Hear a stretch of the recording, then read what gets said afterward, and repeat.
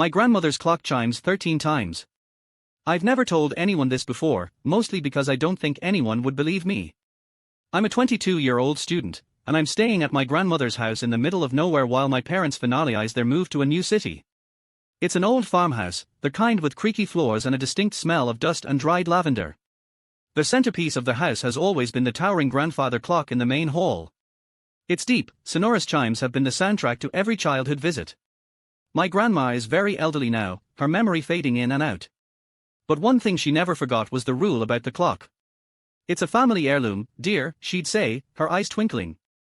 It keeps good time, but it's a bit peculiar. If you ever hear it chime 13 times, whatever you do, don't open the door. We always laughed it off as one of her quirky superstitions. Last night, I was dozing off when the clock began to strike midnight. I counted along in my head, a familiar comfort. 1, 2, all the way to 12. I rolled over, ready to fall back asleep. Then, after a long, unnerving silence, it happened. A 13th chime. It wasn't loud like the others, it was faint, almost like an echo. I froze. A childhood memory, long buried, surfaced, Grandma's serious face, telling me, don't open the door for *anyone star. My heart hammered against my ribs. It was just a silly story. But then I heard it. A soft, hesitant knock on my bedroom door.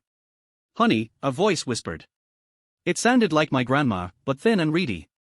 I thought I heard you stirring. Can I come in? I stayed completely silent, my eyes squeezed shut. The doorknob began to jiggle, slowly at first, then more insistently. I pulled the covers over my head, my breath catching in my throat. The knocking stopped. The house fell silent again, a heavy, waiting kind of silence that was worse than the noise. This morning, I crept downstairs. Grandma was in the kitchen, humming as she stirred a pot of oatmeal. She looked different. The deep-set lines around her eyes seemed softer, her posture a little straighter. She looked refreshed. She turned and gave me a bright, warm smile. Good morning, sleepyhead. Did the old house settle well for you? I nodded, unable to speak. As I walked past the grandfather clock, I noticed something I'd never seen before. Set into the wood, just above the face, were a series of small, inlaid silver initials. Most were faded, but one at the very end was new and gleaming. They were my initials. Grandma had never asked for my middle name, but there it was, carved perfectly into the clock.